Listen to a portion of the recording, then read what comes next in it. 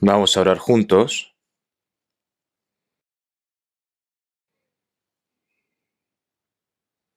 Dios Padre, que eres santo y misericordioso y que nos amas. Nosotros que estábamos alejados de ti en medio del pecado, tú tuviste misericordia de nosotros. Nos buscaste primero nosotros que éramos enemigos tuyos por nuestras iniquidades y nuestras maldades, y a través de la sangre que derramó Jesucristo en la cruz nos reconciliaste, nos salvaste sin ningún mérito y nos tomaste como hijos tuyos y nos has dado la eterna esperanza para poder entrar en el reino de los cielos. Señor, toda esa gran gracia te lo agradecemos y te lo alabamos. Nosotros que hemos sido redimidos con tu preciosa sangre. Gracias, Señor, por habernos permitido reunirnos todos aquí y poder aprender tu palabra. También sabemos de que en esta hora estás en medio de nosotros. También sabemos de que miras a cada uno de nosotros que estamos aquí sentados y Señor también te pedimos de que con tu santa mano sustentes a cada uno de los que están aquí también. Todas las iglesias que están en nuestro país y todas las iglesias que están en el extranjero que a pesar de las dificultades están guardando la fe y están predicando tu evangelio. Todos los hermanos y hermanas que hay allí, Señor, te pedimos de que los sustentes con tu santa mano y con tu santo poder. Y que puedan predicar tu evangelio con gran valor para que se lleve a cabo tu gran obra, Señor.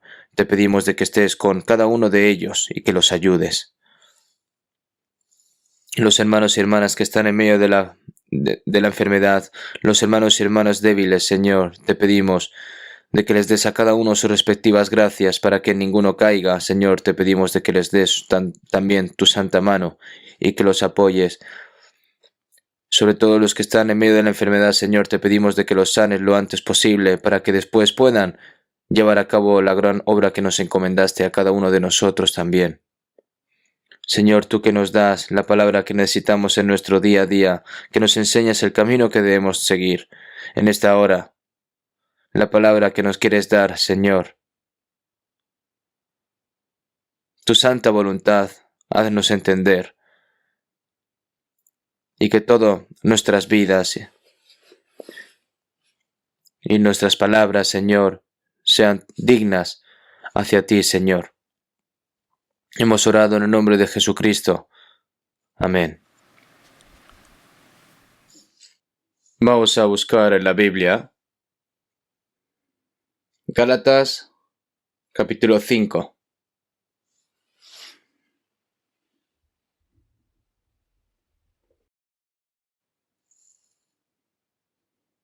Gálatas capítulo 5, versículo 22 al 26. Voy a leer yo. Gálatas capítulo 5, de versículo 22 al 26. Mas el fruto del Espíritu es amor, gozo, paz, paciencia, benignidad, bondad, fe, mansedumbre, templanza. Contra tales cosas no hay ley. Pero los que son de Cristo han crucificado la carne con sus pasiones y deseos. Si vivimos por el Espíritu, andemos también por el Espíritu. No nos hagamos vanagloriosos, irritándonos unos a otros, envidiándonos unos a otros. Hasta aquí.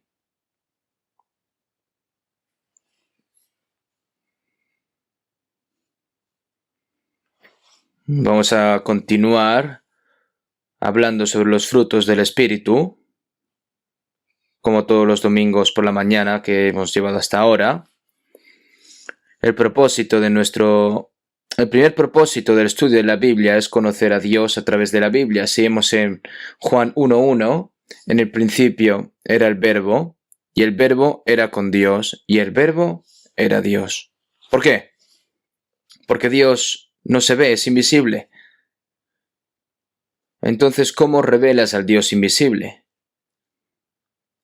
Puedes conocer a Dios a través de las diversas cosas que Dios ha creado y a través de las obras milagrosas que Dios ha hecho, pero la mejor manera de conocer a Dios es a través de la palabra.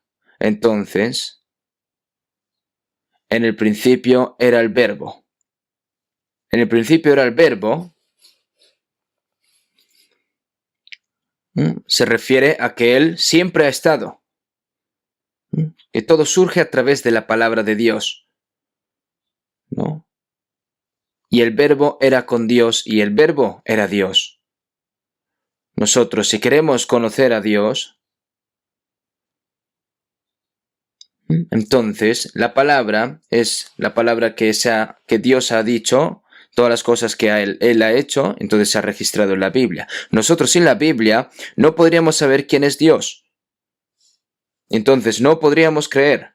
Si no existiese tal cosa, entonces al fin y al cabo sería todo superstición, fe ciega o idolatría. Pero Dios nos ha dejado muchas evidencias para creer en Él. Y también, si vemos en Juan 5:39, escudriñad las Escrituras, porque a vosotros os parece que en ellas tenéis la vida eterna, y ellas son las que dan testimonio de mí. Si nosotros conocemos a Dios a través de la Biblia y conocemos a Dios, entonces, ¿cuánto es el valor de la existencia humana ante Dios y qué tipo de destino se enfrenta ante Dios? Un hombre creado a imagen de Dios, pero los hombres se perdieron al pecar ante Dios y están bajo la ira y el juicio de Dios. Y luego, a través de la Biblia, están escritas las palabras de cómo puede el pecador recibir la salvación. Por eso, el propósito más importante de aprender la Biblia es primero recibir la salvación o nacer de nuevo, obtener la vida eterna.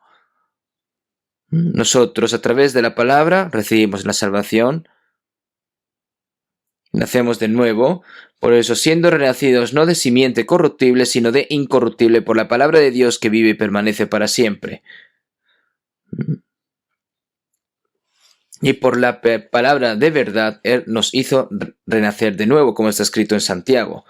Hay muchas palabras así a través de la Biblia, entonces puedes entender la gracia de Dios y recibir la salvación. Por supuesto, es el Espíritu Santo quien nos hace darnos cuenta de la gracia de Dios. Y luego, después de recibir la salvación, el Espíritu Santo cambia gradualmente nuestro antiguo carácter, nuestro antiguo yo, porque antes estábamos acostumbrados a vivir en medio del pecado, y entonces nos cambia. ¿Para qué? Para que vivamos poco a poco cambiándonos para vivir a través de la palabra de Dios. Entonces, el Espíritu Santo nos enseña a discernir cuál es la buena, agradable y perfecta voluntad de Dios a través de la palabra y trabaja para cambiar nuestros corazones y nuestras vidas. Es por eso que en 2 Timoteo 3, 16 y 17 toda la Escritura es inspirada por Dios y útil para enseñar, para redarguir, para corregir, para instruir en justicia, a fin de que el hombre de Dios sea perfecto, enteramente preparado para toda buena obra. Toda la Escritura es inspirada por los hombres, no por Dios. Los hombres fueron inspirados por el Espíritu Santo, que viene de Dios, y entonces se va escribiendo la Biblia. Y esa inspiración viene de Dios. Entonces, realmente, ¿quién es el escritor de la Biblia? ¿Quién es el autor de la Biblia? Es Dios. Cerca de 40 personas pues completaron y escribieron la Biblia, pero ellos realmente lo que hicieron es como si fuese un dictado de Dios. Y ellos escribían lo que Dios le decía. Escríbete en un libro todas las palabras que te he hablado, como está escrito en Jeremías 32. Toda la Biblia, toda la escritura fue escrita bajo la inspiración de Dios. Y a través de estas palabras, entonces puedes conocer a Dios, comprender la gracia de Dios y creer, ¿no? Para corregir, a través de la palabra, el Señor nos educa, nos corrige y transforma nuestro corazón y la vida de los cristianos. Para enseñar, eso era antes, lo que he dicho antes, para enseñar, para redarguir, para corregir lo que nosotros hacemos mal, el Señor nos corrige a través de la Biblia. Porque la Biblia, al final y al cabo, ¿qué hace? Corrige el pecado. reprime el pecado cuando nosotros estamos equivocados. Toda la escritura es inspirada por Dios y útil para enseñar, para redarguir, para corregir, para instruir en justicia. Para instruir en justicia. Nos hace conocer, saber, discernir cuál es la voluntad buena y agradable de Dios. Aquí en este mundo, incluso en este mundo, el propósito de la educación es hacer al humano como un humano. Pero algunas personas que han recibido mucha educación de la escuela, pero luego tienen una mala personalidad, entonces ¿qué se le dice a esa persona? Es una persona ignorante, ¿no? No está en una buena universidad, tiene un gran posgrado, tiene un doctorado y parece que ha recibido mucha educación mundana, pero sus modales están fatal, su personalidad está fatal, es una persona incorrecta, por lo tanto es una persona ignorante. Es una persona que finalmente no ha aprendido correctamente lo que es la educación, pero hay personas que aunque no hayan podido ir a la escuela, pero hay muchas personas que tienen muy buena personalidad a pesar de no haber ido a la escuela. Aprender no es necesariamente lo que aprendes en la escuela. Entonces, las personas que han vivido durante mucho tiempo aprenden lo que realmente está mal, lo que está bien, y mientras ven todas estas cosas y escuchan muchas de esas cosas, pues van aprendiendo cada vez más y más a través de la experiencia. Nosotros, a través de la Biblia, aprendemos más y más a medida que vemos y sentimos la vida cristiana de los demás a través de la Biblia y a través de las muchas cosas que surgieron históricamente en la Biblia. Y esto todo lo aprendemos juntos. Por eso, útil para enseñar, para redarguir, para corregir, para instruir en justicia.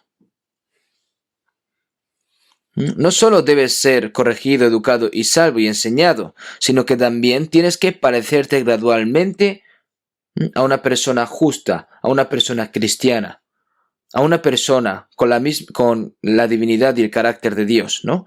Por eso seguimos en Gálatas 4:19, hijitos míos, por quienes vuelvo a sufrir dolores de parto hasta que Cristo sea formado en vosotros.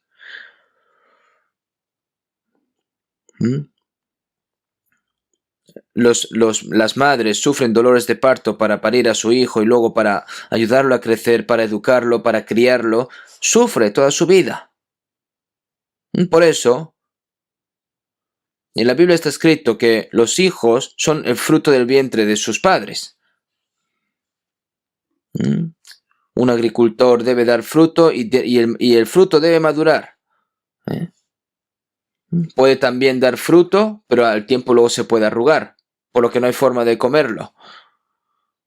Al igual que quiere un agricultor dar un fruto un fruto maduro y bueno, entonces los hijos son los frutos de sus padres. Quieren que crezcan correctamente, que sean educados y que la gente los elogie por su buen carácter. Entonces, luego toda esa bendición, todo ese elogio, realmente se está devolviendo a sus padres por haberlo criarlos así. Y entonces los padres también se alegran mucho, diciendo, oye, no sé quién, tienes unos hijos maravillosos, ¿no? Eso sería muy bueno escuchar por parte de los padres. Pero Dios, aquí podemos ver que Dios nos salvó como nosotros cuando éramos pecadores, pero Dios no se satisfecha con eso. Dios quiere que seamos como hijos suyos, hijos dignos suyos. Si vemos en San Juan 8, los judíos le dijeron a Jesús, Dios es nuestro Padre. Y Jesús que dijo, no, vuestro padre es el diablo. ¿Por qué? Porque viendo vuestras obras, no son las de los hijos de Dios, sino que son las obras de vuestro padre, el diablo. Vosotros hacéis las obras de vuestro padre. Y no ha permanecido en la verdad, porque no hay verdad en él. Cuando habla mentira, de suyo habla, porque es mentiroso y padre de mentira. Cuando habla mentira de suyo, habla porque es mentiroso y padre de mentira. Ahora, una persona que no ha nacido de nuevo se va pareciendo cada vez más al diablo y finalmente irá al lugar eterno donde irá el diablo. Ahora, Una persona que ha recibido la salvación, una persona que ha recibido la salvación es una persona que su vida ha pasado de la muerte a la vida, de un hijo de diablo se convierte en hijo de Dios. Y entonces tienes que crecer como hijo de Dios y ser educado como un hijo de Dios. El hijo de un rey, al igual que un hijo de rey que tiene que ser educado bajo la ley, no bajo el rey, su padre, entonces los hijos de Dios también tienen que ser así. Nosotros, los hijos de Dios, somos mucho más honorables y gloriosos que los príncipes carnales, por así decir, por lo que nosotros debemos de saber que el Espíritu Santo sigue educándonos. Nosotros somos salvos, vamos al cielo, pero Dios no solo se está satisfecho con eso, sino que quiere que gradualmente nos vayamos volviendo cada vez más y más como Dios. De modo que nuestros corazones, nuestros pensamientos y nuestras obras y acciones tienen que ser como las de los hijos de Dios. Y luego ya pues iremos pronto hacia Dios. Y nosotros estamos en un lugar mucho más alto que los ángeles, porque nosotros entraremos en esa gloria. Por lo que si vemos en Romanos 12:2, no os conforméis a este siglo, sino transformaos por medio de la renovación de vuestro entendimiento. Sino transformaos por medio de la renovación de vuestro entendimiento para que comprobéis cuál sea la buena voluntad de Dios, agradable y perfecta. Por eso, nosotros conocemos a Dios a través de la palabra, recibimos la salvación a través de la palabra, nos educamos a través de la palabra, nos perfeccionamos como hombres de Dios, como hijos de Dios, nos convertimos entonces paulatina y gradualmente en hombres de Dios. El apóstol Pablo le dijo a Timoteo, mas tú, oh hombre de Dios, hijo de Dios, perteneciente al reino de los cielos. Qué nombre tan glorioso, ¿verdad? Oh hombre de Dios. Y si no eres un hombre de Dios, entonces sería oh hombre del diablo, ¿verdad? Puede ser así. Por naturaleza, hijos de la ira. Como está escrito en Efesios 2:3, nosotros somos hijos de Dios, somos hombre de Dios, y el apóstol Pablo, que era un hombre con una fe verdadera, el apóstol Pablo no tuvo un hijo porque no se casó, pero lo amaba como si fuese un hijo de la fe, como su propio hijo. Tú, oh hombre de Dios, evita las cosas mundanas, los pecados del mundo, y sé un ejemplo para todas las personas. Tú tienes que ir perfeccionándote como hombre de Dios, como hijo de Dios. Tienes que parecerte a nuestro Padre Celestial cada vez más. Así es como le enseñó. Jesús dijo, el que me ha visto a mí, ha visto al Padre. El Dios invisible es el que vino en carne, Jesús. Las cosas que hizo Jesús, las palabras de Jesús, el corazón y el amor de Jesús, y todas las cosas revelaron realmente quién es Dios. Él dijo a sus discípulos, el que me ha visto a mí ha visto al Padre. ¿Cómo pues dices tú, muéstranos el Padre? Así le preguntaron, así se los dijo a los discípulos. Ahora los que son salvos deben parecerse gradualmente más como el Señor. Ahora, nosotros en el Dios que creemos, en Jesús que ahora está en nuestros corazones, tenemos que mostrarlo a través de nuestros corazones, nuestros pensamientos y nuestras obras. Aunque nosotros no podamos llegar a ser como Jesús, el apóstol Pablo dijo, sed imitadores de mí, así como yo de Cristo. Imitar es ser semejante. El apóstol Pablo es una persona que casi se parece a Jesús, porque él dijo, yo traigo en mi cuerpo las marcas del Señor Jesús. Jesús, que murió, resucitó y ascendió al cielo, estaba en Pablo por medio del Espíritu Santo, por lo que se puede decir que la vida de Pablo es como una recreación de la vida de Jesús. Desde el día en el que el apóstol Pablo recibió la salvación, hasta que fue a Roma por última vez predicando el Evangelio y fue decapitado, su vida fue perfecta, sin mancha. Por eso, es como una persona que recreó la vida de Cristo. Por eso puedo decir con gran confianza, sed imitadores de mí, así como yo de Cristo. Entonces, ahora, nosotros, los humanos, ¿cómo podemos imitar a Cristo? Si vemos en Mateo 5:48, sed pues vosotros perfectos como vuestro Padre que está en los cielos es perfecto. Ser santos como Dios, ser amorosos como Dios, ser transformados como Dios cada vez más. No es alguien Dios que diga algo que no se puede hacer.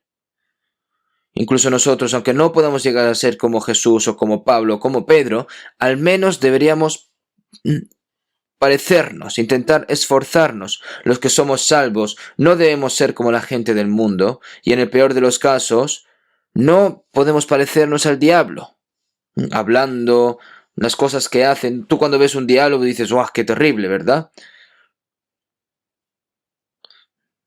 Cuando tú te acercas a una persona que es salva, debe dar olor a persona salva, fragancia salva, pero si no huele a nada, pues eso sería un problema.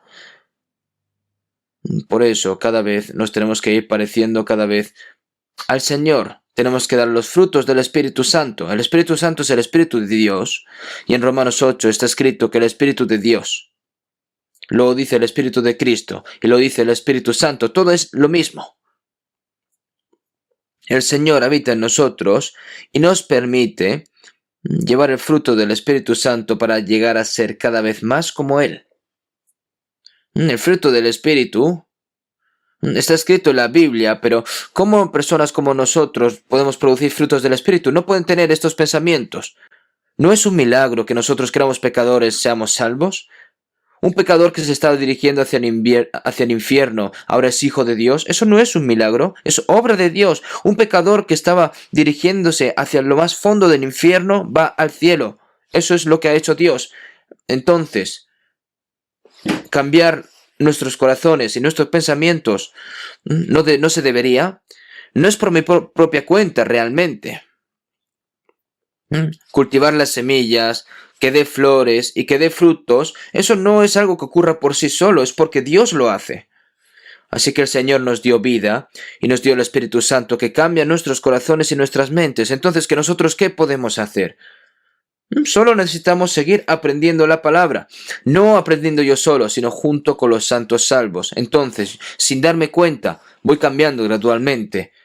Un niño, que era un niño, pues va madurando. Un niño que antes no necesita crecer a través de la leche materna, el baño, el amor y el abrazo y el cuidado de la familia. Entonces ese niño va creciendo naturalmente. Y si la educación es adecuada hacia ese niño, entonces su carácter se va refinando y se convierte en una buena persona. Nosotros estamos dentro de la iglesia. La iglesia, la palabra iglesia en griego es eklesia. Un grupo distinto, un grupo apartado. Todas las personas aquí en este mundo, Eclesia es un grupo distinto, apartado de las personas del mundo. Los ricos son ricos, los políticos son políticos, los empresarios son empresarios, entre los empresarios los bailarines, entre los bailarines, los golfistas, entre los golfistas, los gángsteres, entre los gángsteres, perdona que diga estas cosas. Nosotros vivíamos allí, pero ahora estamos separados de allí. Entonces, si vemos en Juan 15, 19, pero porque no sois del mundo, antes yo os elegí del mundo. Por eso, eclesia, el significado de eclesia, es un grupo separado, grupo distinto.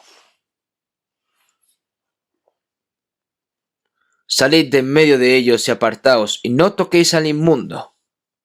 Como está escrito en 2 Corintios 6, 17. Nosotros estamos separados de este mundo. Estamos apartados de este mundo. Y como somos débiles y estamos solos, por eso juntos, Dios trabaja a través de nosotros y a través de nosotros el Señor obra. Hay una cosa que me preocupa un poco estos días debido al coronavirus. Nos hemos distanciado, usamos máscara, no vamos a grandes reuniones, ni siquiera podemos reunirnos todos en la iglesia, un 10%, un 20%, no nos dejan tampoco comer juntos. Estamos bajo mucho control.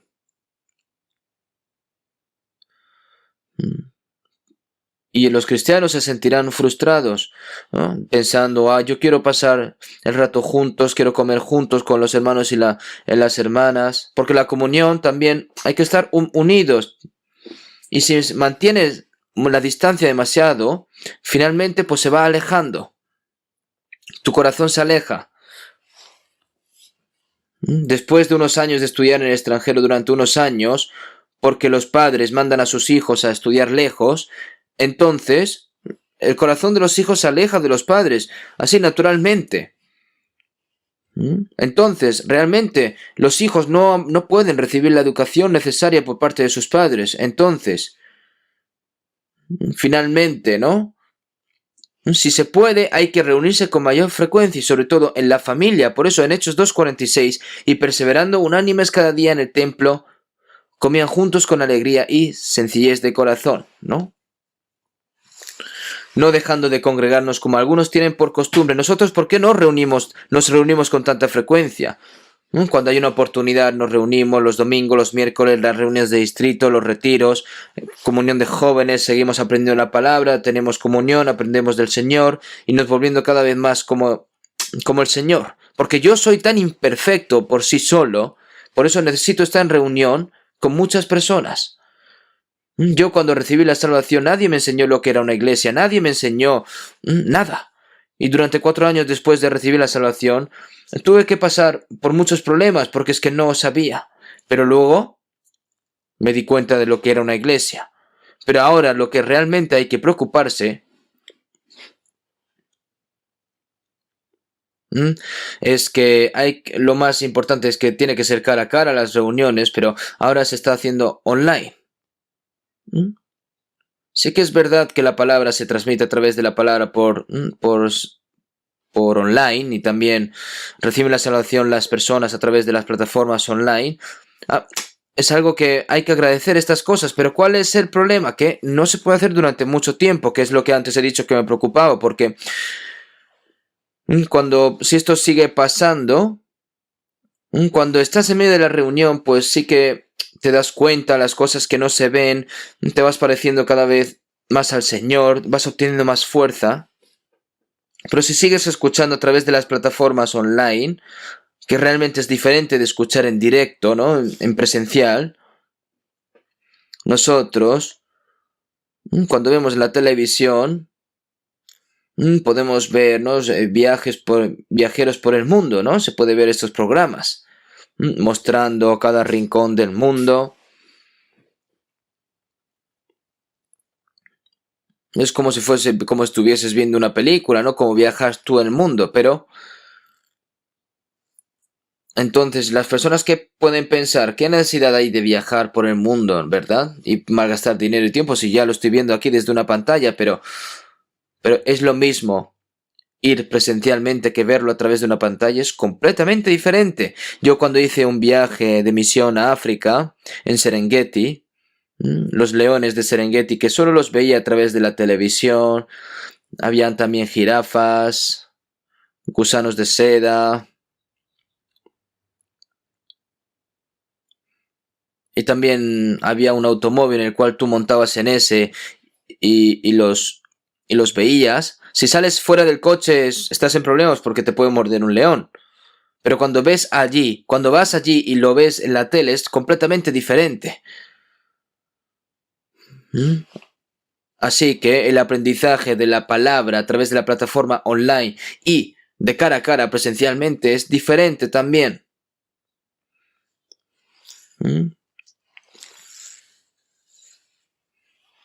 Por todo el país no se transmite la palabra en el tiempo real, ¿no? También se puede escuchar todo en línea a través desde el extranjero. Nuestros sermones se entrega a 222 iglesias en todo el país de Corea y 780 iglesias en todo el mundo. Seguramente haya más números. Y eso tienen que traducirlo, tienen que interpretarlo y grabarlo, ¿no? Antes, entre todas estas cosas era inimaginable en el pasado. Pero sin embargo, sí es posible reunirse todos juntos en un lugar, verse cara a cara es mucho mejor y escuchar la palabra juntamente. Entonces, ¿qué es lo que me preocupa? Esto realmente es una medida de emergencia, pero si es posible, hay que reunirse juntos en el retiro. Pero las personas que no saben esto, después de mucho...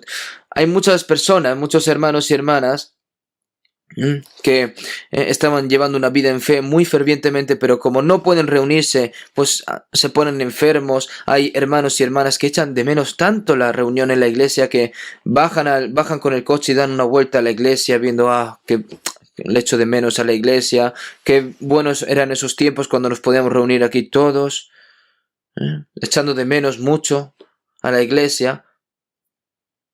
Y hay algunas personas que pueden decir, madre mía, qué cómodo es no ir a la iglesia, ¿no? Está en el sofá, sentado, escondándose, acostándose, despertándose. ¿Qué necesidad hay entonces de ir a la iglesia? ¿Qué necesidad hay de ir hasta el retiro? Si lo puedo escuchar aquí a través de la televisión en casa, cómodamente. Entonces ahí es cuando surge un problema. Entonces esa fe se tuerce, se convierte en individualismo. A medida que nosotros nos reunimos conjuntamente, hablamos, compartimos, nos amamos, nos servimos unos a otros, nos esforzamos y predicamos el Evangelio, entonces la obra de Dios aparece allí y así nos volvemos cada vez más y más como el Señor. Y esto realmente no puede durar mucho y debe terminar pronto, y lo que me preocupa es que las personas, los hermanos y hermanas, se acostumbren a escuchar en casa, y así que yo lo que temo es que descuiden la reunión. Aquellos que están escuchando la palabra a través de las plataformas online, por favor, tomen nota de las cosas que acabo de decir. Si se puede, hay que reunirse todos juntos. Quizás pronto el coronavirus va a llegar a un momento que piense como si fuese un simple resfriado. Y eso realmente está bien pensado, porque incluso un resfriado puede matar a una persona, ¿no? La gripe en este caso, ¿no? Te vacunan contra la gripe, entonces te puedes curar. Así que yo espero que podamos reunirnos más libremente y más rápidamente y hacer también los retiros conjuntamente. Entonces no solo se salvarán muchas personas, sino que nuestra fe crecerá. Y si nos descuidamos de estas cosas, finalmente la fe se tuerce. Y perdona que yo diga estas cosas, pero se los tengo que decir igualmente. Y útil para enseñar, para redarguir, para corregir, para instruir en justicia, a fin de que el hombre de Dios sea perfecto, enteramente preparado para toda buena obra, progresando gradualmente hacia la perfección a medida de un hijo de Dios, ¿no? A fin de que el hombre de Dios sea perfecto, enteramente preparado para toda buena obra. Antes de hacer algo, primero es la personalidad, el carácter de una persona. Nosotros realmente en estos días no hablamos de política, y ya el próximo año se elige presidente, y si el que es el presidente, líder del país, si lo hace mal, el país puede colapsar. Pero si lo haces bien, entonces puede vivir bien. La influencia de una persona es muy grande. En nuestro país, el poder presidencial es muy poderoso. Entonces, ¿quién será presidente? Yo estoy un poco preocupado. Hay algunas personas que ya se podrían postularse para presidente ahora, pero bueno.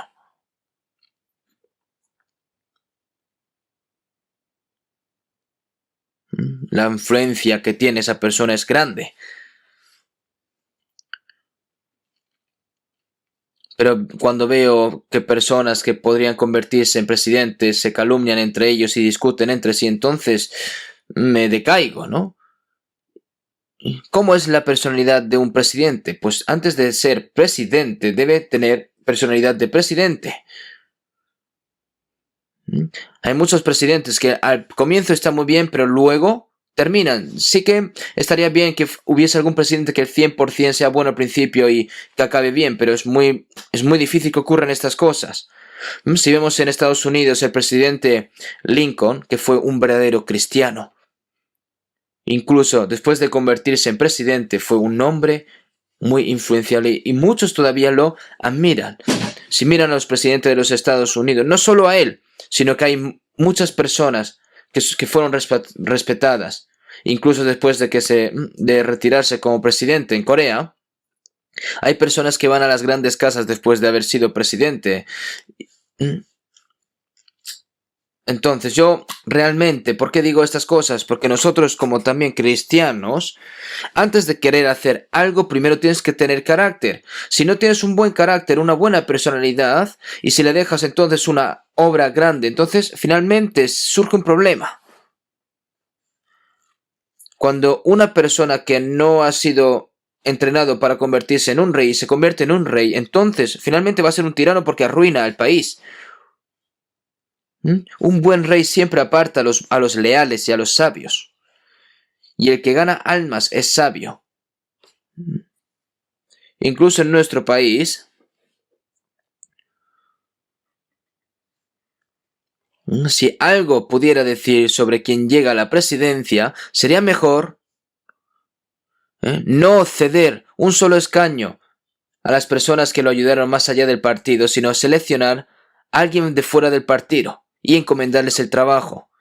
Si hay personas así, entonces toda la nación lo respetará y entonces tendrá mucha razón sobre el país. Nosotros, los cristianos, antes de que nosotros hagamos algo, nuestra personalidad de cristiano se debe realizar. ¿No es así?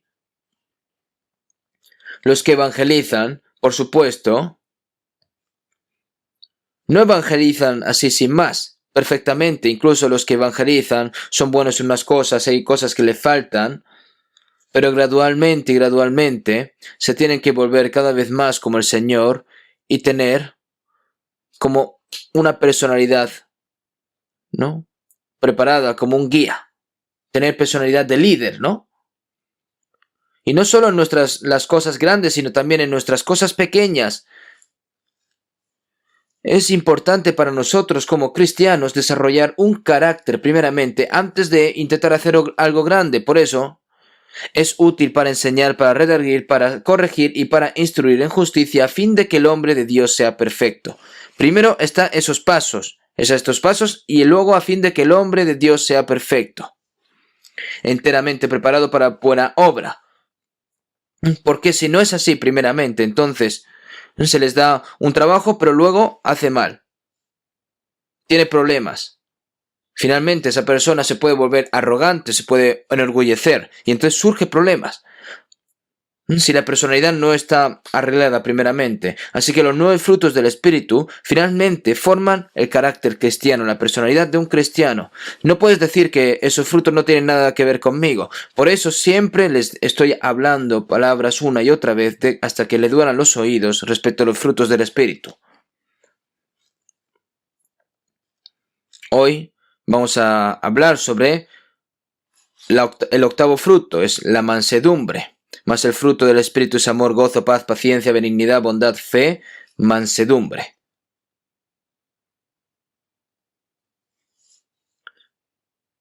Yo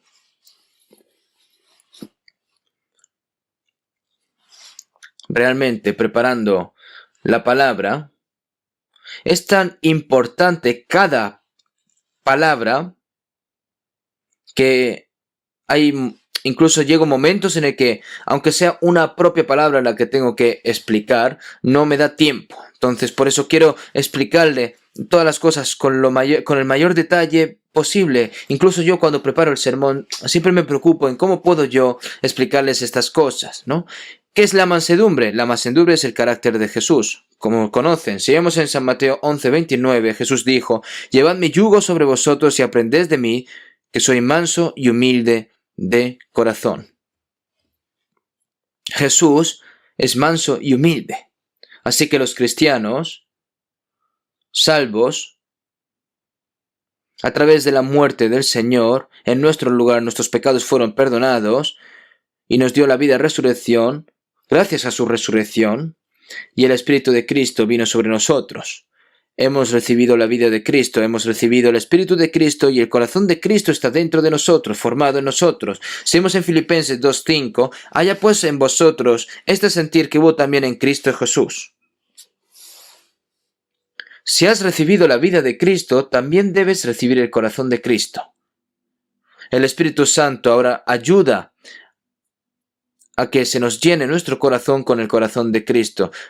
Haya pues en vosotros este sentir que hubo también en Cristo Jesús. Entonces, ¿cuál es el corazón de Cristo Jesús? Manso y humilde. Llevad mi yugo sobre vosotros y aprended de mí, que soy manso y humilde de corazón. Nosotros debemos aprender del Señor esa mansedumbre y esa humildad. Entonces,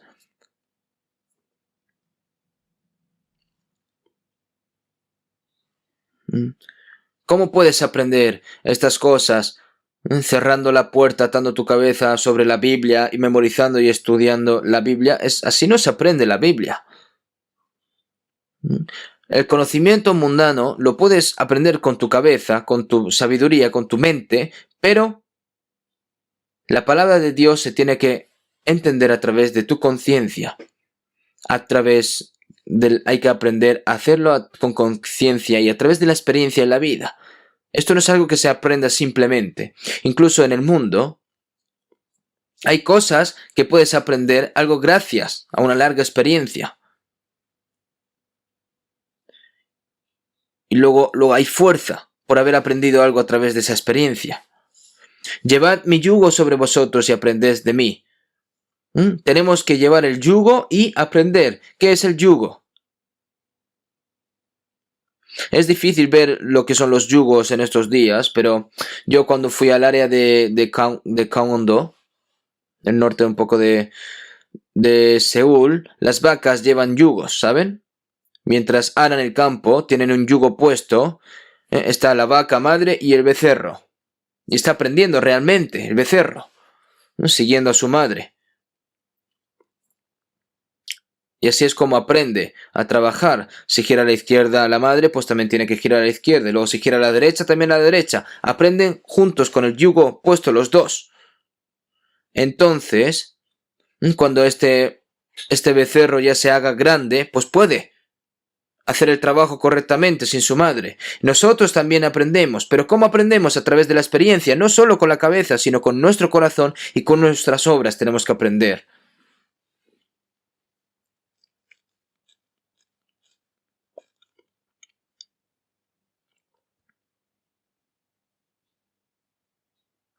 No importa cuánto ensayo, cuánto hayas practicado, porque si cometes un error, pues realmente no hay gran problema. ¿Por qué? Porque es que aprendes de los errores, las personas también aprenden de los errores, ¿no? Y yo también, a veces me pasaba cuando tenía alguna consulta o algo, ¿no? Lo que sea. Entonces consultaba a fondo con una persona y después de irme decía, ¡ay, madre mía, se me ha olvidado lo que tenía que haberle dicho realmente, que le dijo otras cosas y me he ido! Es como si un médico debe diagnosticar al paciente rápidamente y darle pero si le da el medicamento equivocado, entonces es inútil, ¿no? No funciona. Es porque si una persona viene con dolor de cabeza y le das una pastilla para la barriga, eso no es correcto. Porque las palabras son medicina. El Nuevo Testamento, Antiguo Testamento. A través de la palabra. Pero, cuando le tienes que dar la palabra más adecuada a esa persona, ¿qué tenemos que hacer? Los médicos, los buenos médicos, antes de recetar medicamentos, hacen un gran diagnóstico. No es algo que suceda de la noche a la mañana, ¿no? Por tanto, nosotros como cristianos aprendemos la Biblia por experiencia en la vida real. Y eso también lo tienen que saber. Si aprendes uno, si obedeces uno, te das cuenta de dos. Si obedeces dos, te das cuenta de tres. Te vas dando cuenta tanto como vas obedeciendo. Aprendes pero no obedeces. Entonces Dios te quita hasta lo que tú has aprendido. Algunas personas que estudian la Biblia durante muchos años y luego hacen preguntas que son incorrectas, que seguramente que la haya escuchado miles y miles de veces y lo ha olvidado todo realmente. ¿Y por qué? Porque como no los vive, como no los pone en práctica, entonces al fin y al cabo esas cosas no tienen nada que ver con esa persona. Tienes que ir obedeciendo cada cosa que vas aprendiendo. Llevad mi yugo sobre vosotros y aprended de mí, que soy manso y humilde de corazón. que soy manso y humilde de corazón. Tenemos que llevar el yugo con el Señor e ir. Entonces así es como vas aprendiendo del Señor. Te vas pareciendo más como el Señor. Y hallaréis descanso para vuestras almas. Entonces, mientras hay descanso en nuestras almas, se irá pareciendo cada vez más como el Señor. Es por eso que el carácter manso y humilde de Jesús es muy importante. Ese corazón de Jesús nosotros tenemos que parecernos. Nosotros tenemos que, los cristianos, como cristianos debemos aprender el Señor que es manso y humilde, aprender e imitar el carácter del Señor. Una persona que es mansa no puede ser orgullosa. ¿Por qué? Porque la mansedumbre y la humildad están unidas. Una persona orgullosa no puede ser mansa tampoco. En términos simples, manso, pues manso es, en términos más simples, pues gentil, dócil, humilde, amable. Tiene esos significados. Pero la mansedumbre que habla Jesús es un poco diferente de la que nosotros podemos encontrar en un diccionario. Entonces, la mansedumbre de la que habló el Señor se refiere al corazón que obedece silenciosamente la voluntad de Dios en medio de cualquier sufrimiento. Eso es la mansedumbre de la que habla el Señor. Según Isaías 53:7, angustiado él quien, Jesús, y afligido, no abrió su boca, como cordero fue llevado al matadero, y como oveja delante de sus trasquiladores enmudeció y no abrió su boca. Las ovejas son realmente diferentes a los demás animales. Los corderos, las ovejas, son realmente dóciles, son muy suaves. En cuanto a las cabras, yo he criado unas cabras, pero las cabras intentan ahí pegarle una cornada a los dueños incluso, y si te da duele, ¿eh? Incluso le coges del cuerno para tirarlo por un lado, pero tiene mucha fuerza y no te quiere seguir. Pero una oveja, no hace falta ponerle una correa. A las cabras sí, pero a las ovejas no. Cuando el pastor dice algo, las ovejas se ponen en fila y siguen. Son puras.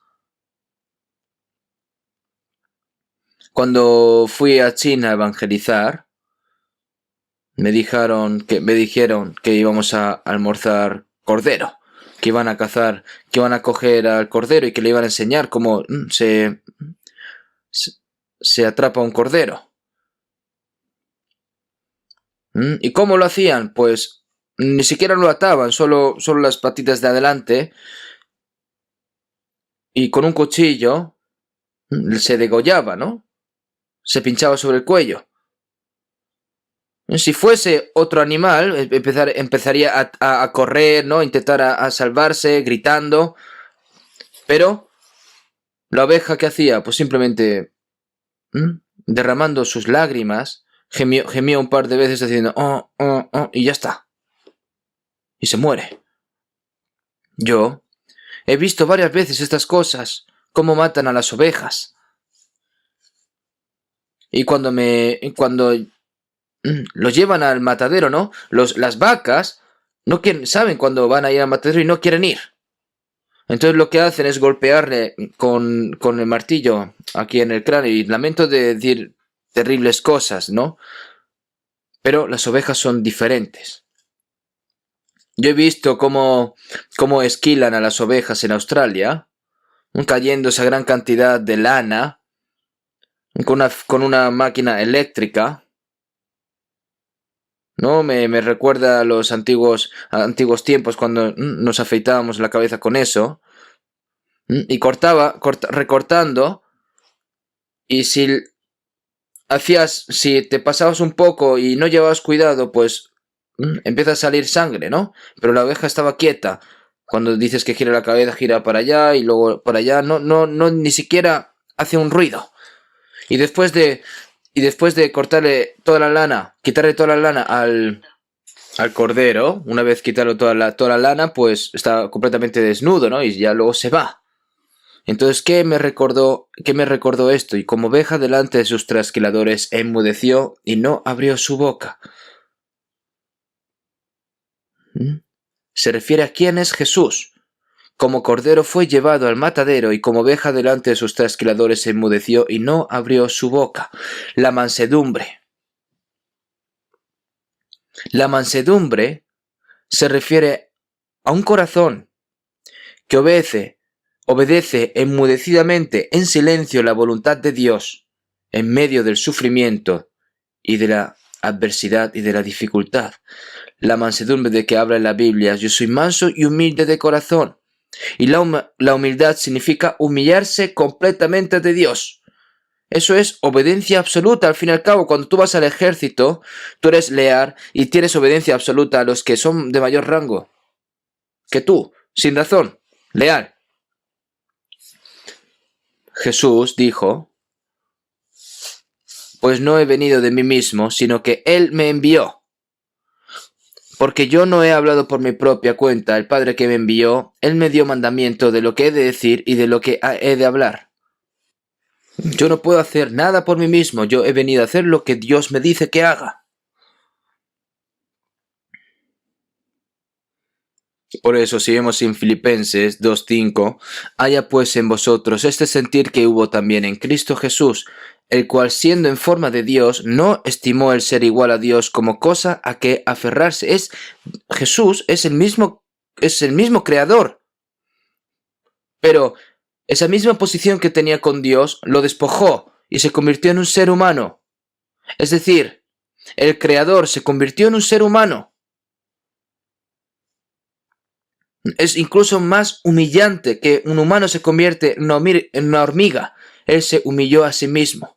Y estando en la condición de hombre, se humilló a sí mismo. Se humilló a sí mismo, haciéndose obediente hasta la muerte, y muerte de cruz. ¿Cuánto es la obediencia absoluta hasta la muerte? Jesús fue el que obedeció absolutamente la palabra de Dios antes de hacer la obra para salvarnos. Seemos en San Mateo 26:39, la noche antes de que Jesús fuese crucificado, yendo un poco adelante, se postró sobre su rostro orando y diciendo, Padre mío, si es posible, pase de mí esta copa, pero no sea como yo quiero, sino como tú. En San Mateo 26:39, pero no sea como yo quiero, sino como tú. Esta copa, frente a Jesús, están los pecados del hombre, está la ira de Dios y la copa del juicio. Eso es la cruz.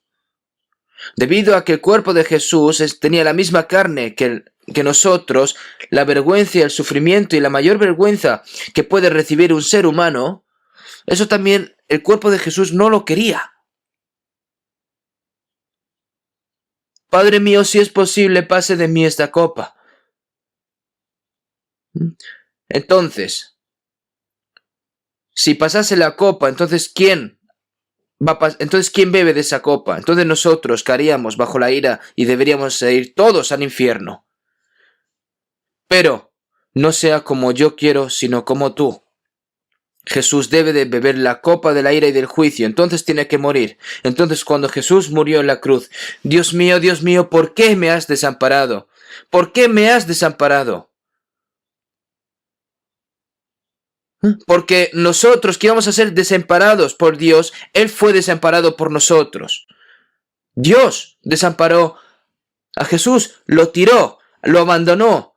El cielo se volvió oscuro durante 3 horas, el suelo tembló, el cielo lloró y la tierra lloró.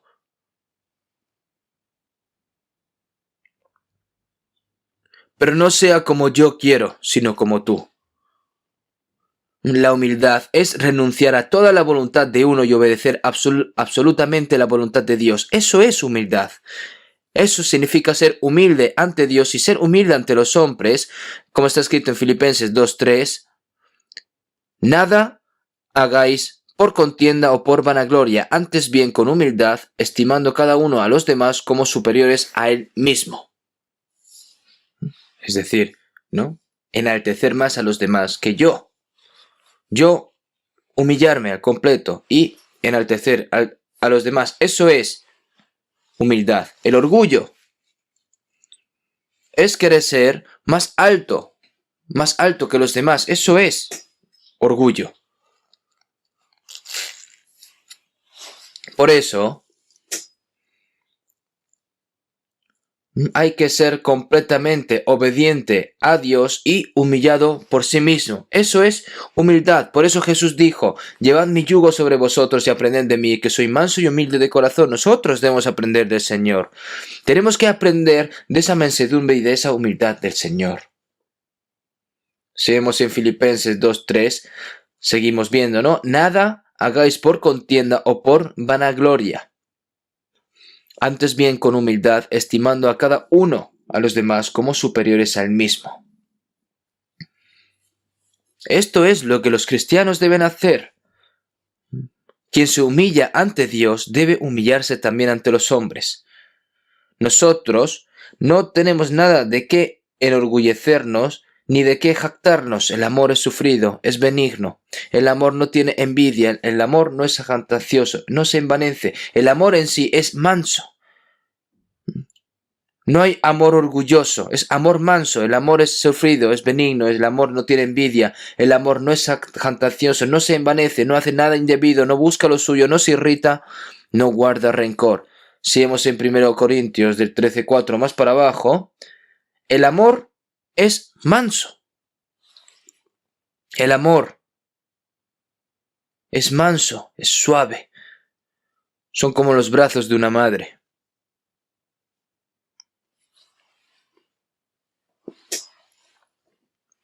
Por eso, nosotros, como el Señor que es manso y humilde, nosotros tenemos que ser como Él. No sé cómo expresar y explicar las cosas realmente. Si vemos en Génesis 22, Dios le dijo a Abraham que fuera y llevara a su unigénito hijo Isaac a Moriah y lo ofreciera allí como holocausto. ¿Y qué dijo Abraham? Sí, eso es obediencia absoluta. ¿Dijo acaso Abraham, no, mátame a mí en vez de que muera mi hijo Isaac? Que tenía 100 años en ese momento en el que tuvo a Isaac, ¿verdad? Y ahora mismo en esos tiempos, pues realmente a lo mejor tendría Isaac unos 14 años. Le está pidiendo a Dios que lo sacrifique como una oveja. Seguramente Abraham e Isaac pues iban a veces no a sacrificar a las ovejas y entregárselo a Dios, ¿no? E Isaac ve hay una oveja muy bonita y lo abraza y le dice a su padre, esta es la oveja que más me gusta.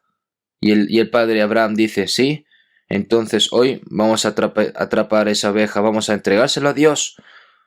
Y Isaac seguramente le diría, pero tenemos que entregar justo este. Sí, tenemos que entregarle lo que más nos gusta. Tenemos que darle la mejor oveja, no podemos darle la oveja que no nos gusta. Entonces Isaac seguramente decía, sí, entonces venga, hagamos así. Pero esta vez estaban subiendo el monte de Moriah, con Isaac con la leña y su padre con el fuego y con el cuchillo. Hasta ahora, cuando iba con su padre a ofrecer sacrificio, siempre iba con la oveja, pero no había oveja hoy, no había cordero. Y entonces, ¿qué le dijo Isaac a su padre? He aquí el fuego y la leña más. ¿Dónde está el cordero para el holocausto? En ese momento, seguramente, el corazón de Abraham se estaba rompiendo, ¿no? Si le tenía que haber dicho, tú eres la oveja, pero ¿qué le dijo? Dios se proveerá del cordero, ¿no? Subiendo al monte de Moriah y construyendo ya el altar para sacrificar, ¿no? Isaac buscando el cordero. Pero el padre, ¿qué le dijo a Abraham? ¿Qué le dijo Abraham a Isaac? Isaac, mi hijo querido Isaac, tú eres el cordero que hay que entregar a Dios. ¿Cómo? Sí, Dios ha dicho que hagamos así. Él me ha pedido que sacrificase a mi hijo amado Isaac. Isaac. Sí, papá. Átame.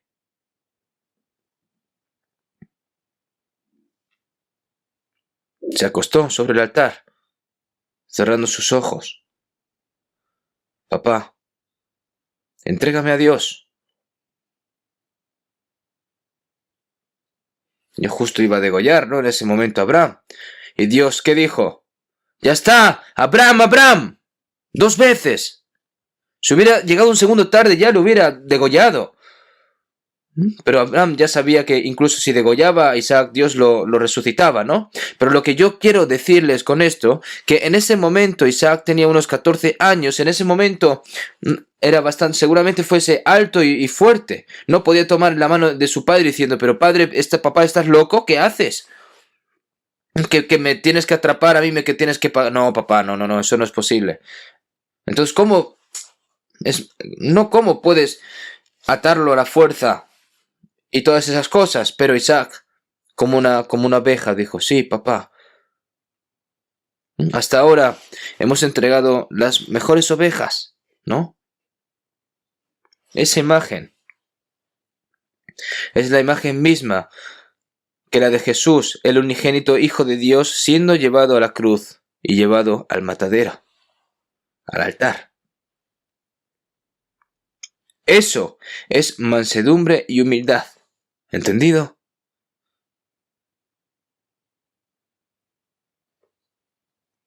Isaac se ofreció a sí mismo como sacrificio enmudecidamente, y Jesús también se ofreció a sí mismo como sacrificio fragante y oloroso y bueno ante Dios, haciéndose obediente hasta la muerte. Si vemos en Juan 1:29, Juan el Bautista, refiriéndose a Jesús, he aquí el Cordero de Dios que quita el pecado del mundo. Jesús era un cordero.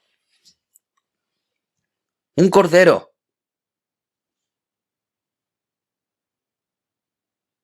Abel ofreció un cordero como sacrificio a Dios, y después de eso, Jesús es ahora el Cordero de Dios, que quita los pecados del mundo.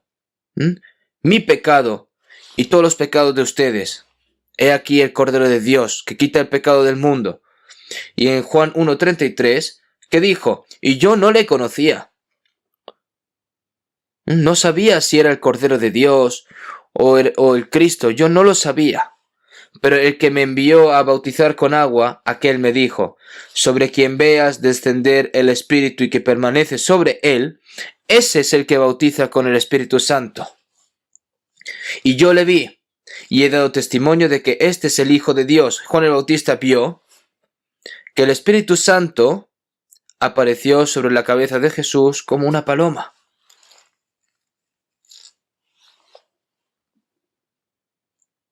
Cuando Jesús fue bautizado, en San Mateo 3 está escrito, y vio el Espíritu de Dios que descendía como paloma y venía sobre él. Cuando Juan el Bautista testificó a Jesús, el Espíritu Santo apareció como una paloma sobre Jesús.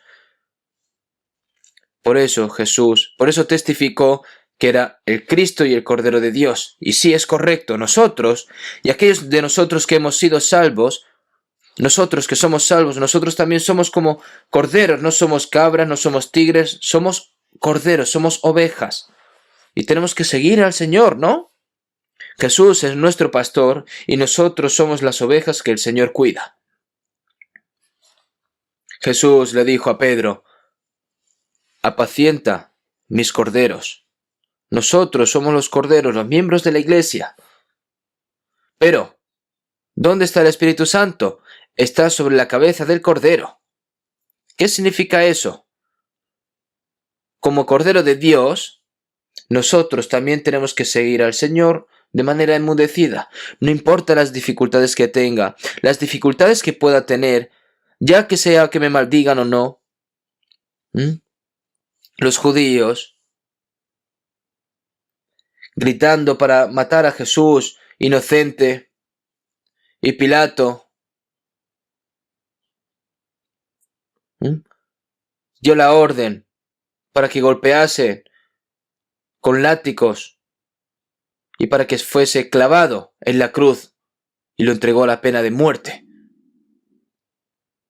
Los soldados escupieron en el rostro de Jesús, lo golpearon con las palmas, lo golpearon con palos en la cabeza, poniéndole una toalla en la cabeza y golpeando, diciendo: «Profetízanos, Cristo.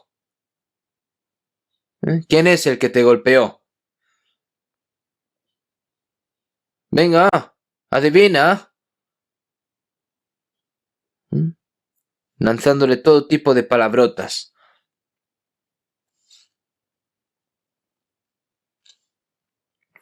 Él es Dios, es el Creador, es el Rey de Reyes. Pero ustedes saben lo vergonzoso y doloroso que debe haber sido para Él. Seguimos en San Mateo 26, 67, 68. Entonces le escupieron en el rostro y le dieron de puñetazos y otros le abofeteaban, diciendo: «Profetízanos, Cristo, ¿quién es el que te golpeó?». Y en Mateo 27, 27 y más abajo, los soldados que se burlaban y golpeaban a Jesús le hicieron una corona de espinas en la cabeza y lo presionaron sobre la cabeza de Jesús. Un rey debe llevar la corona, ¿no? Entonces venga, toma, ponte esta corona de espinas. Pero Jesús no dijo ni una palabra.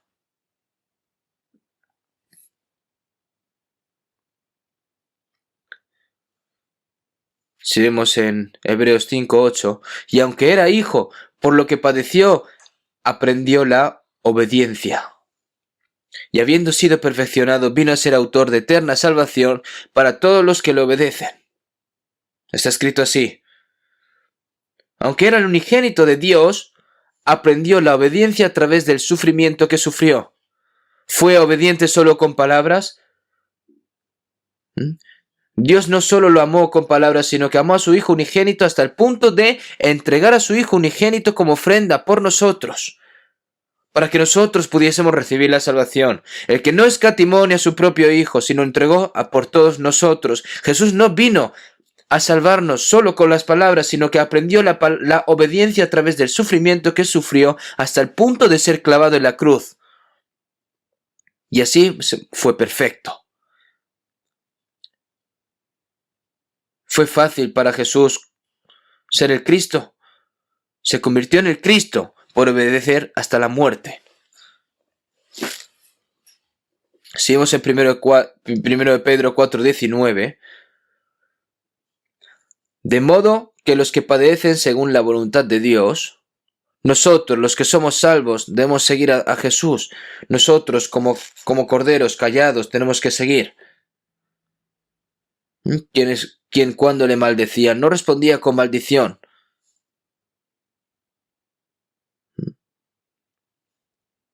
Quien cuando le maldecían no respondía con maldición. Cuando padecía no amenazaba, sino encomendaba la causa al que juzga justamente. Cuando Jesús murió en la cruz, cuando estaba clavado en la cruz, señalándolo con los dedos, burlándose los judíos, escupiéndole. ¿Y qué dijo Jesús? Padre, perdónalos porque no saben lo que hacen. Eso es mansedumbre, ¿saben? Ser manso no es fácil. Por eso, en 1 Pedro 4:19, nosotros también como ovejas, como corderos, tenemos que padecer según la voluntad de Dios. Como somos cristianos y hacemos la voluntad de Dios, de modo de los que padecen según la voluntad de Dios, encomiendan sus almas al fiel Creador y hagan el bien. Encomienden sus almas al fiel Creador y hagan el bien. Esa es la voluntad de Dios, ¿no? Jesús cuando murió en la cruz dijo: Padre, en tus manos encomiendo mis espíritus. Eso es mansedumbre y humildad. Nosotros Tenemos que ser así también. Las cosas que nos puedan decir, no reprender, no decir nada, todo dejarlos en manos de Dios, en el fiel Creador, el que es justo, el que juzga justamente. Nosotros lo que tenemos que hacer simplemente es ser mansos y humildes y obedecer callados. Padre, en tus manos encomiendo mi espíritu. Ir hasta allí es ser manso y humilde, ¿entienden?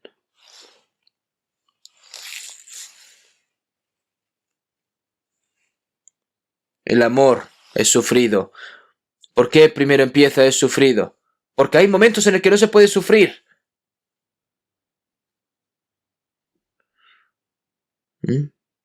El amor no es jactancioso, no se envanece. Los cristianos pueden tener algo que jactarse, pero tienes que sufrir sin razón. Pero esa es la voluntad de Dios, porque Dios lo mira todo. Dios sabe lo que está haciendo todo. Según en San Lucas 17:10, un siervo que estaba arando o apacentando el ganado, y luego al volver el del campo, luego le dice el dueño, venga, pasa y siéntate a la mesa. No.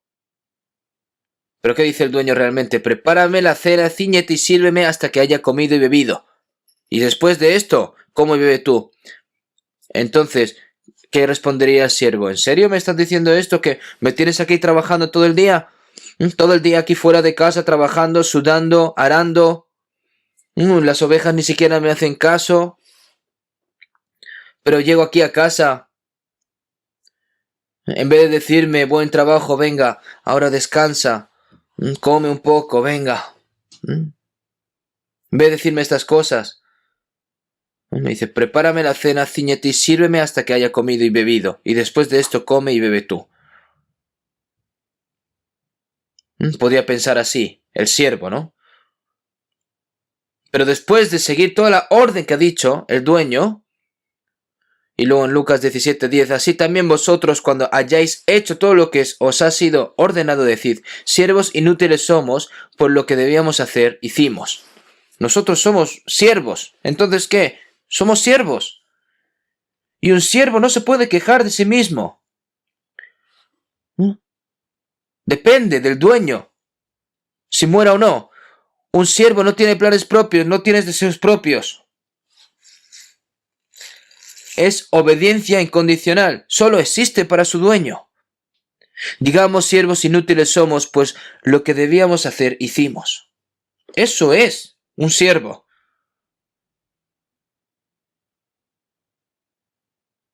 El apóstol Pablo dijo con orgullo que era siervo de Cristo Jesús y vivió verdaderamente como siervo de Cristo Jesús hasta la muerte.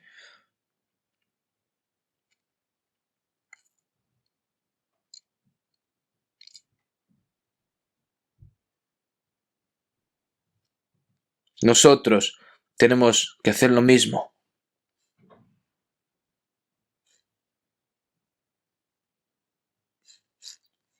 Eso es la mansedumbre. No importa la vergüenza y las dificultades que ocurran. No sigue que ahora tengo algo que pedirles a los hermanos y hermanas de la iglesia. Cuanto más sufres y trabajas, más en la iglesia, hablen menos. Trabaja mucho y habla mucho. Una persona que trabaja mucho pues quiere hablar muchas más. No hagan eso, por favor. Cuanto más sacrificios hagas, más fuerte querrás presumir. No, cuanto más sacrificios hagas, móstrense menos, humíllense más. Trabajen mucho, hablen poco. Cuanto más se sacrifican, más se humillen.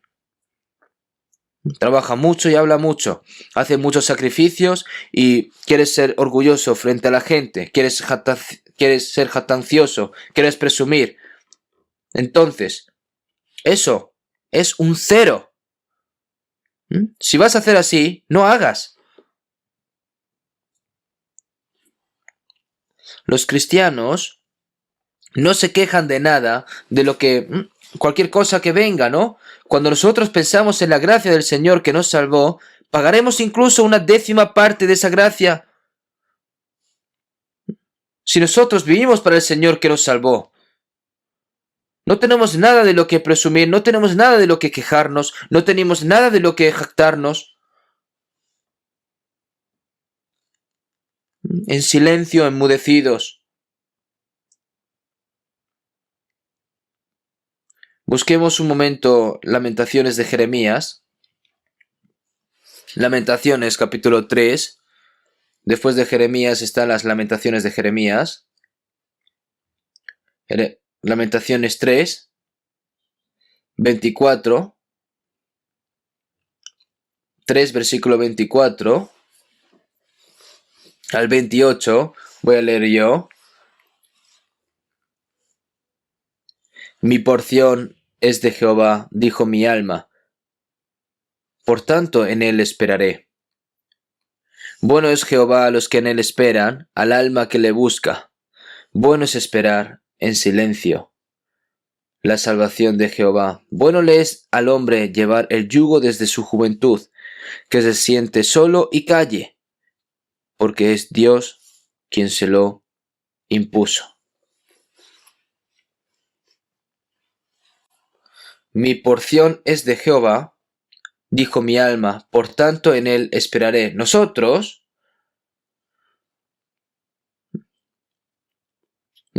cuando creemos y obedecemos, nuestra herencia, la herencia del cristiano pertenece a Dios, y nosotros, calladitos, tenemos que estar esperando. Seguimos en San Mateo 5:5, bienaventurados los mansos, porque ellos recibirán la tierra por heredad. Los mansos, miren este mundo. No son los mansos quienes poseen la tierra, sino los feroces, los que tienen poder, los que quieren conquistar el mundo. Por eso si vemos en Salmo 37:7, no te alteres con motivo del que prospera en su camino. Porque el hombre que hace maldades, ¿no? La gente de este mundo, no hay que quejarse de la gente de este mundo que hace inicuos, que hace todo tipo de cosas para apoderarse de la tierra, que tengan poder. No tengan envidia tampoco y ni se quejen. No te excites en manera alguna a hacer lo malo. Entonces, ¿tú vas a ser así igual? Pues de aquí poco no existirá el malo. Observarás su lugar y no estará allí. Porque todo se desaparecerá después de un tiempo. Pero te quejas de esas cosas. Pero los mansos heredarán la tierra. ¿Qué son los mansos? Los que están en silencio, obedeciendo enmudecidamente hacia la promesa de Dios. Cuando Jesús regresa, juzga este mundo, y en el reino milenial, toda esa tierra se dará a los mansos, este cielo nuevo y una nueva tierra. Es decir, los mansos heredarán la tierra y se recrearán con abundancia de paz. Hay una tierra que el Señor tiene preparado para nosotros que nos va a dar. Entonces, hasta ese momento nosotros tenemos que esperar esperando hasta ese momento, sin nada de qué quejarnos, sin nada de qué discutir por estas cosas.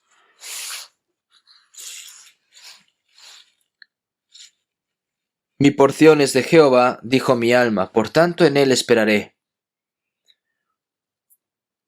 La herencia que tenemos preparada es eterna.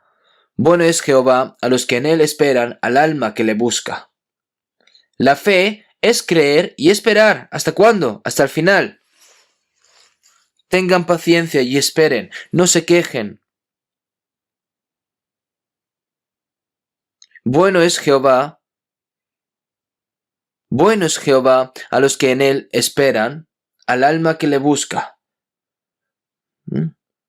Dios está mostrando gracia. Bueno es esperar en silencio la salvación de Jehová. Esperar la salvación de Dios es para aquellos que tienen su alma ya salvada, para protegernos, ¿no? Incluso en medio de las dificultades. Eso es como salvación que está referida aquí. El momento en el que lleguemos al cielo.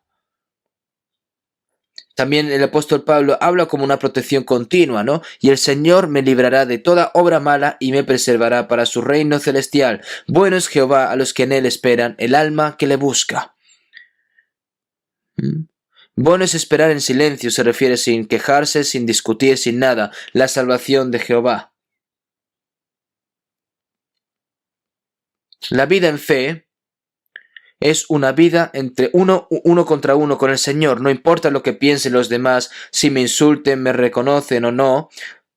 ¿Qué?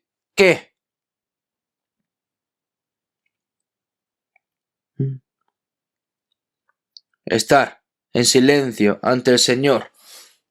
Si todo ya se va a hacer cargo el Señor, como si fuese un cordero.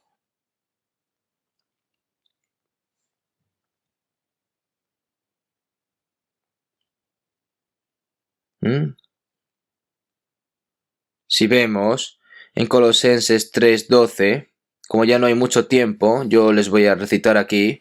Me gustaría que buscásemos las palabras una en una. Vestíos pues como escogidos de Dios, santos y amados, de entrañable misericordia, de benignidad, de humildad, de mansedumbre, de paciencia. Vestíos es que se vistan del carácter del Señor. Las personas del mundo, viendo la ropa de esa persona, pues puede ver, eso es una persona rica, eso es una persona pobre, es una persona noble. Los cristianos no podemos verlo así, de esta manera.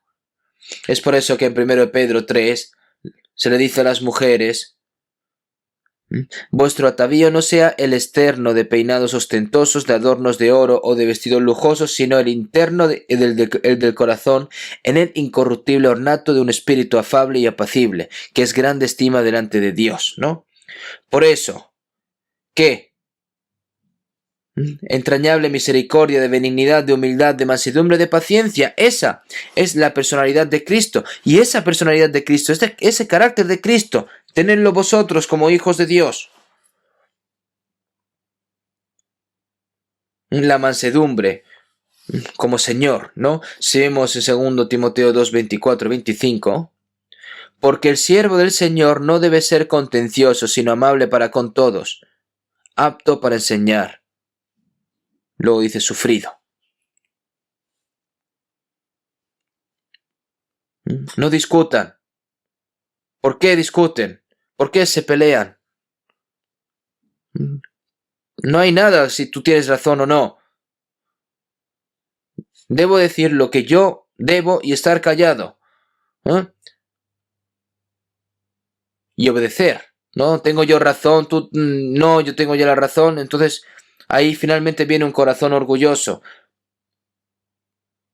Tampoco tienes que estar con las personas que les gusta pelear. Hay personas que buscan siempre con quién pelear, ¿no? Y no puedes caer allí.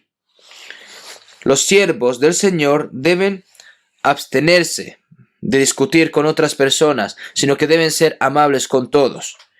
Incluso si los maestros enseñan mansamente, tienen que enseñar mansamente y no enseñar gritando en alto. No, así no puede enseñar. Jesús lo enseñó así. Jesús, cuando lavó los pies a sus discípulos: pues si yo, el Señor y el Maestro, he lavado vuestros pies, vosotros también debéis lavaros los pies los unos a los otros. Porque ejemplos os he dado para que, como yo os he hecho, vosotros también hagáis. ¿Quién lava los pies? Lo hace un siervo realmente. Jesús también lavó los pies a Judas Iscariote. Y ahora, no olvidemos que a menos que seamos humildes y mansos, nunca olviden estas cosas. Tenemos que serlo. Incluso los que hay dentro de la iglesia que no guardan silencio, los que desobedecen, hay que amonestarlos y exhortarlos con misericordia y mansedumbre. No se trata de coger y condenar y juzgar a esa persona, sino que hacer que se arrepienta con mansedumbre y con temor. Seamos en Pedro 3:15, sino santificad a Dios el Señor en vuestros corazones y estad siempre preparados para presentar defensa con mansedumbre y reverencia ante todo el que os demande razón de la esperanza que hay en vosotros. ¿Por qué? Porque con un corazón manso, con un corazón humilde, con un corazón temeroso, cualquier cosa, ayudándole a esa persona, no puedes juzgar a una persona como si fuese un juez. Ahora bien, este fruto de la mansedumbre es un fruto del Espíritu Santo, es uno de los frutos más importantes en la vida cristiana, en la vida en fe.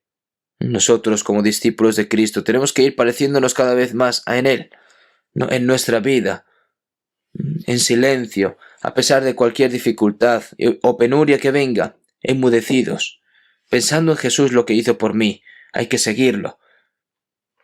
Por lo que espero que puedan tener este fruto de la mansedumbre. Vamos a terminar con una oración. Dios Padre, que eres santo y misericordioso, nosotros que estamos alejados de ti, que vivíamos según las concupiscencias de la carne, nosotros que vivíamos dándote la espalda, nosotros que éramos merecedores de tu eterno juicio y castigo, Señor, tú tuviste misericordia de nosotros y por tu gran amor, Señor, nos salvaste.